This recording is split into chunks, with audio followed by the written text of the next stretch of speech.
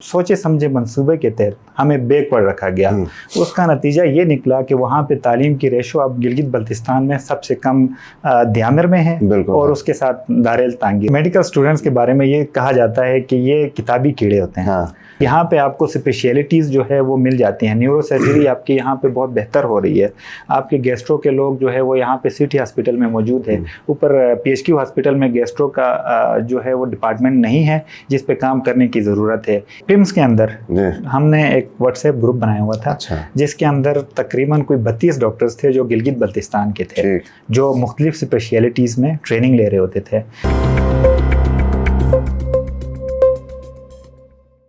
अस्सलाम वालेकुम, प्रोग्राम है रूबरू और मैं हूं शबीर मीर। नाज़रीन, मेरे साथ मेहमान हैं डॉक्टर मोहम्मद मुश्ताक। दियामर तांगीर से इनका ताल्लुक़ है, रेडियोलॉजिस्ट हैं और इस वक्त सदर हैं पाकिस्तान मेडिकल एसोसिएशन, जिसे PMA भी कहा जाता है, पिम्स हॉस्पिटल इस्लामाबाद में। जैसे मैंने कहा तांगीर से इनका ताल्लुक़ है, तो आज ज़रा इस हवाले से भी बात करते हैं कि इतने सख्त और बैकवर्ड एरिया दियामर और फिर उसमें तांगीर, तो कैसे फिर एक स्ट्रगल उन्होंने की होगी यकीनन एजुकेशन के हवाले से और मुख्तलिफ जो चैलेंजेस हैं वो अबूर करते हुए अब डॉक्टर बने हैं, रेडियोलॉजिस्ट है, जो भी शोबा हो, तो यहाँ तक कैसे पहुँचे इस हवाले से भी बात करेंगे। और कुछ और इंटरेस्टिंग किस्म की चीज़ें हैं, डेवलपमेंट्स हैं मेडिकल के हवाले से गिलगित बल्तिस्तान से कि मैं भी उस हवाले से भी बात करेंगे। डॉक्टर साहब बहुत शुक्रिया। सबसे पहले ये बताइए कि दियामर से फिर तांगीर से, ठीक है, आपने अपनी ज़िंदगी का आगाज़ किया, एजुकेशन स्टार्ट की और आप फिर इस्लामाबाद में एंड अप तो खैर नहीं कहेंगे, लेकिन आप बड़ी अच्छी जगह पहुंच के बेस हैं, आवाम की लोगों की खिदमत कर रहे हैं। थोड़ा सा ये बताइए कि स्ट्रगल कैसा सफ़र था? सबसे पहले तो शबीर मीर भाई आपके चैनल का बहुत शुक्रिया कि आप के प्रोग्राम्स जो है वो गिलगित बल्तिस्तान में सबसे ज़्यादा देखे जाते हैं और आपके व्यूअरशिप भी यकीनन सबसे ज़्यादा है। वजह इसकी ये है कि आप वो चीज़ें सामने लेके आते हैं जिनका ताल्लुक़ आम आवाम से होता है, उनकी ज़िंदगी के साथ होता है, उनके मसाइल को आप उजागर करते हैं।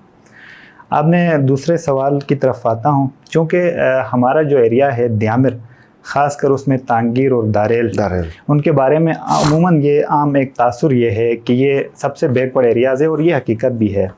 वजह इसकी ये है कि बदकिस्मती से जब गिलगित बल्तिस्तान की बाकी जगहों पे स्कूल्स बन रहे थे, कॉलेजेस बन रहे थे और तालीमी इदारे बन रहे थे, तो कुछ हमारे एरियाज़ में ऐसी चीज़ें बनाई गई जो तालीम दुश्मन जिनको आप कह सकते हैं, जहादी मराकिज़ कायम किए गए।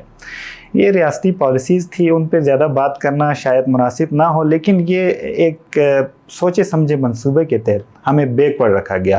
उसका नतीजा ये निकला कि वहाँ पे तालीम की रेशो अब गिलगित बल्तिस्तान में सबसे कम दियामर में है और उसके साथ दारेल तांगीर में। बिल्कुल। फिर इन हालात में आपने स्ट्रगल किया है ना? असल इंटरेस्टिंग चीज़ यही है। एजुकेशन जो है मैंने वहीं तांगीर से ही हासिल की। Safe school social action programmes के तहत स्कूल चलते थे, उनमें बुनियादी तालीम हासिल की। फिर ABC जो है वो हमने जाके 5th क्लास में, आप बिलीव करें कि 5th क्लास में जाके हमें ABC लिखना पढ़ना वो सिखाया गया। आहिस्ता आहिस्ता फिर ये था कि मेरे बड़े भाई थे, चूँकि वो उन्होंने BA किया हुआ था, उन्होंने कहा कि अब चूँकि उनको वो सहूलियात नहीं मिली हैं तो वो मुझे फिर वो सहूलियात किसी तरह प्रोवाइड कर लें। उन्होंने मुझे वहाँ से निकाला, एबटाबाद लेके गए। वहाँ पे मैंने अपनी बाकी एजुकेशन वहाँ से हासिल की। उसके बाद मैट्रिक के और FSC मैंने एबटाबाद से की। तो आप लायक स्टूडेंट थे कि नहीं, दरमियाने थे? असल में होता ये है, मेडिकल स्टूडेंट्स के बारे में ये कहा जाता है कि ये किताबी कीड़े होते हैं। लेकिन मेरे बारे में ये थोड़ा डिफरेंट है। वो ये था कि हम लोग, होता ये है कि जो टॉपर्स होते हैं, हम लोग अपने फील्ड में, अपनी जो क्लासेस में, वो एकदम जब मेडिकल कॉलेज में जाते हैं तो वो एक बिल्कुल अलग दुनिया होती है। वहाँ पे चीज़ें आपको पढ़नी पड़ती है, देखनी पड़ती हैं। तो ऐसा नहीं था कि कोई एक्स्ट्रा ऑर्डिनरी स्टूडेंट रहा हो या इस तरह कुछ भी नहीं था। बाकी लोअर क्लासेस में तो पोजीशंस वगैरह आती रहती थी, लेकिन कॉलेज लाइफ में जहाँ तालीम के साथ साथ स्टूडेंट पॉलिटिक्स में भी थोड़ा सा मैं एक्टिव रहा, अपने यूनियंस का प्रेसिडेंट भी रहा। तो ये ऐसा नहीं था कि बिल्कुल ही तालीम की तरफ तवज्जो नहीं दी, वो साथ साथ चलती रही, बड़ा अच्छा रहा, कभी सरप्राइज वगैरह का सामना नहीं करना पड़ा और बेहतर अंदाज में अल्हम्दुलिल्लाह अभी एक अच्छी उस पर पहुँच। सही। तो उसके बाद आपने MBBS कहाँ से किया? मीरपुर से? मैंने फिर मीरपुर आज़ाद कश्मीर से, हमारी वहाँ पे सीटें होती हैं गिलगित बल्तिस्तान की, तो वहाँ से MBBS किया। उसके बाद हाउस जॉब के लिए मैं पॉली क्लिनिक इस्लामाबाद आया। तो वहाँ से ही मुझे फिर यह हुआ कि मैंने ट्रेनिंग जो है वो यहीं से करनी है इस्लामाबाद से। फिर अल्हम्दुलिल्लाह हुआ ये कि मैंने कुछ महीना एमओशिप की अपने एरियाज़ में, फिर उसके बाद पार्ट 1 क्लियर हुआ।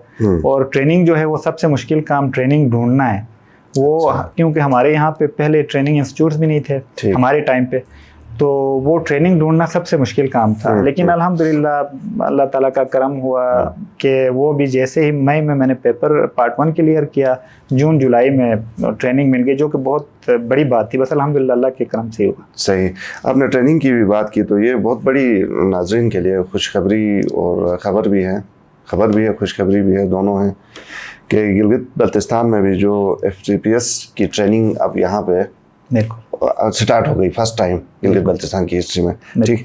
पोस्ट ग्रेजुएट और या क्या कहते हैं sir, post graduation, PG graduation की। ठीक। तो ये पूरे गिलगित बल्तिस्तान में फर्स्ट टाइम स्टार्ट हुई। ठीक। इससे क्या फ़ायदा होगा हमारे लिए? बिल्कुल, ये बहुत बुनियादी सवाल आपका है और बड़ा ही अच्छा सवाल भी है।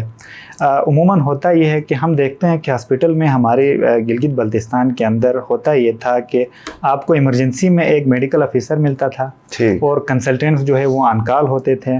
बहुत दफ़ा ऐसे होता था कि एज अ मेडिकल ऑफिसर चीज़ें मैनेज नहीं होती थी, कंसल्टेंट्स अनकाल होते हैं, चूँकि वो ज़ाहिर है 24 घंटे आपके हॉस्पिटल के प्रेमिसेस में नहीं होते, तो उनको पहुँचने में देर हो जाती है। फिर बहुत सारे मसाइल जो है वो हॉस्पिटल में जन्म लेते हैं। अब जो PG शिप की ट्रेनिंग जो है या CPSP के थ्रू FCPS की जो ट्रेनिंग हम करवाते हैं, उसका फ़ायदा ये होता है कि वो स्पेशलिटी जो है जिसमें ट्रेनिंग दी जा रही है, वहाँ पे वो ट्रेंड जो ट्रेनिंग लेने वाले लोग होते हैं वो 24/7 वार्ड में हॉस्पिटल में मौजूद होते हैं। आप खुदा न ख्वास्ता कोई इमरजेंसी सिचुएशन में आप जाते हैं हॉस्पिटल, तो आप पीड्स वाले उसकी बात करें तो आप बच्चे को हॉस्पिटल लेके जाते हैं तो पहले की निस्बत आपको बहुत बेहतर माहौल मिलेगा। वो इसलिए बेहतर माहौल मिलेगा कि क्योंकि वो जो PG होता है, जो पोस्ट ग्रेजुएट ट्रेनी होता है, वो 24/7 उसको वार्ड में रह के काम करना होता है। फिर उसका ये फ़ायदा ये होगा कि फिर हॉस्पिटल में डॉक्टर्स की कैपेसिटी बढ़ेगी, डॉक्टर्स की तादाद ज़्यादा होगी, आप जो है वो एक अच्छे अंदाज में लोगों को आप बेहतर सहूलियात आप प्रोवाइड कर सकेंगे मैनेजमेंट की, पेशेंट के हवाले से। ठीक। तो इसके क्या रिक्वायरमेंट्स हैं जो इस दफ़ा फिलफुल हुई? इसके साथ साथ मुझे याद आया कि अगर हम ये जो सिटी हॉस्पिटल की बात करें तो डॉक्टर इकबाल अजीज़ की इस जो नए कम्प्लेक्स या बिल्डिंग है, इसकी कंप्लीशन में काफ़ी ज़बरदस्त किरदार इसमें रहा। तो अब मुझे ये बताइए सर कि एक हॉस्पिटल में ये ट्रेनिंग शुरू करवाने के लिए क्या क्या बेसिक रिक्वायरमेंट्स हैं जो पहले नहीं थी, अभी हमने फुलफिल किए हैं? बेसिकली होता ये है कि ये इनकी बहुत ज़्यादा स्ट्रिक्ट जो है वो क्राइटेरियाज नहीं होते हैं, या कोई ऐसी पॉलिसीज़ CPSP की नहीं है जो आप पूरी ना कर सकते हो। होता ये है कि आपकी विल हो, डेडिकेशन हो, तो आप चीज़ें आराम से मैनेज कर सकते हैं। मसलन आप CPSP कहता है कि आपके हॉस्पिटल के अंदर सुपरवाइज़र्स होने चाहिए जिनके पास FCPS की डिग्री भी हो और जिनके पास वर्कशॉप्स जो FCPS के मैंडेटरी वर्कशॉप्स होते हैं वो होने चाहिए। आपके पास फिर हॉस्पिटल की बेड कैपेसिटी क्या है, पेशेंट टू बेड रेशो क्या है, वो आपका बहुत ज़्यादा मैटर करता है। उसके अलावा आपके हॉस्पिटल में जो है वो लैब्स और डायग्नोस्टिक जो डायग्नोस्टिक अपरेटसेस है या नहीं है, वो फैसिलिटीज़ है या नहीं है, और वो सारी चीज़ें जो है ना पेशेंट को आप कैसे मैनेज करते हैं, कितना अच्छा मैनेज करते हैं, वो सारी चीज़ें CPSP वाले विज़िट करते हैं, उनको देखते हैं। उसके बाद वो जो है ना ये कहते हैं कि आप ट्रेनिंग शुरू कर सकते हैं या नहीं कर सकते। ऑब्जेक्शंस लगाते हैं, गवर्नमेंट को टाइम देते हैं कि आप इतने टाइम में ये चीज़ें फुलफ़िल करें। वो क्राइटेरिया अगर वो फुलफ़िल करते हैं उसके बाद फिर वो अप्रूवल मिलता है कि आप यहाँ पे FCPS ट्रेनिंग आप शुरू कर सकते हैं। सही, बहुत खूब। अच्छा डॉक्टर साहब, आप इस्लामाबाद में बेस्ड हैं, तो कुछ ज़रूरी चीज़ें हम गिलगित बल्तिस्तान वाले हैं अक्सर या रेफरल केसेस होते हैं या सर्दियों में गर्मियों में बगैर रेफर किए हुए भी इलाज के लिए सीधे चले आते हैं, तो अक्सर मिसगाइडेड होते हैं। हमारे लोग नहीं पता होता है कि कहाँ जाना चाहिए, कहाँ किससे कंसल्ट करना चाहिए। तो इनके लिए क्या सजेस्ट करते हैं कि जब यहाँ से पेशेंट आता है इस्लामाबाद या रावलपिंडी, तो इनको किधर आना चाहिए और किस तरह अपने मंजिल मकसूद पे या उस डॉक्टर को तक रीच करनी चाहिए, किस तरह? बेसिकली आपका ये सवाल भी बड़ा इंपॉर्टेंट है। वो इसलिए कि हमारा जो अलमिया ये है एज अ नेशन, पूरे मुल्क में जो है वो हमारा जो एजुकेशन स्टेटस है वो इतना ज़्यादा नहीं है। हमारा लिटरेसी रेट अगर आप बात करें तो वो बहुत ज़्यादा कम है। और लिटरेसी क्या है, आप पढ़ना लिखना जानते हैं, आप साइन कर सकते हैं, इस तरह की 2-4 चीज़ें हैं। तो आपके अंदर जो है ना वो अवेयरनेस की बिल्कुल कमी है, आवाम के अंदर भी नहीं है। हमें लोगों को पता नहीं होता है कि केस सर्जरी का है, हमारे लोग मेडिसिन वाले के पास चले जाते हैं। केस मेडिकल का है, लोग सर्जरी के वाले के पास चले जाते हैं, नेफ्रोलॉजी वाले के पास चले जाते हैं, डिफरेंट लोगों के पास चले जाते हैं। एक तो ये चीज़ क्लियर करनी बड़ी ज़रूरी है कि अब हमारे जो गिलगित बल्तिस्तान के अंदर, जो ख़ासकर गिलगित सिटी के अंदर जो हॉस्पिटल्स हैं वो काफ़ी बेहतर हो चुके हैं। यहाँ पे आपको स्पेशलिटीज़ जो है वो मिल जाती हैं। न्यूरो सर्जरी आपकी यहाँ पे बहुत बेहतर हो रही है। आपके गैस्ट्रो के लोग जो है वो यहाँ पे सिटी हॉस्पिटल में मौजूद है। ऊपर PHQ हॉस्पिटल में गैस्ट्रो का जो है वो डिपार्टमेंट नहीं है, जिस पे काम करने की ज़रूरत है। कुछ गैस्ट्रोएंटरोलॉजिस्ट PHQ की मैं बात कर रहा था, PHQ के अंदर गैस्ट्रोएंटरोलॉजिस्ट नहीं है, लेकिन यहाँ कुछ साइड के हॉस्पिटल्स में हमारे YDA जो प्लेटफॉर्म है उसके थ्रू हमें पता चला है कि साइट के अंदर, साइट हॉस्पिटल्स में जहाँ पे कोई और फैसिलिटी है भी नहीं, जहाँ पे स्पेशलिस्ट की ज़रूरत नहीं है, वहाँ पे लोगों को उन्होंने वो किया हुआ है, वहाँ पे भेजा हुआ है, उनको वापस लाने की ज़रूरत है। तो कहने का मतलब ये है कि कुछ स्पेशलिटीज़ जो है वो हमारे गिलगित बल्तिस्तान के अंदर अब बहुत बेहतर हो गई है। लोगों को सबसे पहले अपने डॉक्टर्स के ऊपर ट्रस्ट करने की ज़रूरत है। होता मैंने अक्सर जो है हॉस्पिटल में ये देखा है कि छोटी छोटी सर्जरीज होती हैं, लोग यहाँ पे वो ट्रस्ट डिफिसिट की वजह से, यहाँ कंसल्टेंट ने करना था, जहाँ सर्जन ने करना था, छोटे लाइपोमास होते हैं छोटे छोटे, वो यहाँ सर्जन इनको बहुत आसानी से कर सकता है, छोटी चीज़ है, लेकिन लोग ट्रस्ट नहीं करते। वो वहाँ रेफ़र करवा के ख़ुद को बड़े हॉस्पिटल के चक्कर में वहाँ आते, वहाँ हाउस ऑफिसर कर रहा होता है एक जो सबसे जूनियर डॉक्टर होता है हमारे फील्ड में। तो कहने का मतलब ये है कि लोगों को ये समझने की ज़रूरत है कि कुछ चीज़ें यहाँ बेहतर हो गई हैं, यहाँ डॉक्टर्स को ट्रस्ट करने की ज़रूरत है। यहाँ हम उनके ही बेटे भाई हैं, हम उनके ही अपने ही डॉक्टर्स हैं, ट्रस्ट करने की ज़रूरत है, नंबर 1। नंबर 2 ये है कि फिर भी बहुत सारी सहूलियात जो यहाँ पे नहीं है और रेफ़र करना पड़ जाता है डॉक्टर्स को, तो आप यहाँ से ही उस डॉक्टर से किस हॉस्पिटल में जाना है, किस डॉक्टर के पास जाना है, उनसे मुकम्मल मालूमात लेके जाएं, ताकि अब केस मेडिसिन का है और आप गैस्ट्रो वाले के पास फिर रहे होते हैं, तो फिर होता ये है कि फिर वो केस वहाँ भी इसी जिस कंडीशन से पेशेंट यहाँ से गया होता है वो वहाँ भी दर बदर फिर के बड़ा ख़र्चा करके दोबारा फिर उसी कंडीशन में वापस आ जाता है। तो ये 2-4 चीज़ें जो है वो बड़ी इंपॉर्टेंट है ये देखने की। सही, मतलब आप अगरचे गिलगित बल्तिस्तान के से ताल्लुक़ रखने वाले काफ़ी डॉक्टर्स हैं, ये भी एक पॉसिबिलिटी है कि किसी तरह वो आपसे भी रब्ता करके गाइडेंस ले सकते हैं? बिल्कुल पॉसिबिलिटी है। PIMS के अंदर हमने एक व्हाट्सएप ग्रुप बनाया हुआ था, जिसके अंदर तकरीबन कोई 32 डॉक्टर्स थे जो गिलगित बल्तिस्तान के थे, जो मुख्तलिफ स्पेशलिटीज़ में ट्रेनिंग ले रहे होते थे। अक्सर लोग गिलगित बल्तिस्तान के मुख्तलिफ जगहों से, गिलगित स्कर्दू से, बल्तिस्तान से, ये हुंजा गिज़र से, दयामर से, जहाँ से भी लोग आते हैं, उमूमन ये हमारे लोगों के अंदर ये एक अच्छी बात भी है।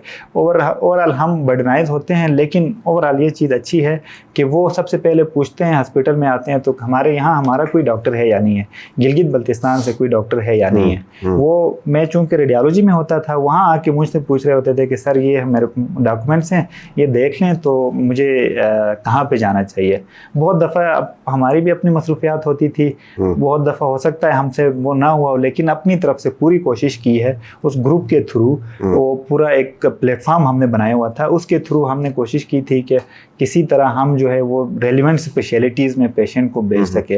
वो होता ही है कि यहाँ का रेफरल ही PIMS है, इस्लामाबाद है, यहाँ से जो भी मरीज़ भेजते हैं वो PIMS ही भेजते हैं, फिर वो वहाँ आके डिस्पर्स हो जाते हैं, वो फिर डिफरेंट जगहों पे चले जाते हैं। तो हमने अपनी तरफ से पूरी कोशिश की थी कि हम किसी तरह जो है वो उनको एकोमोडेट कर सकें।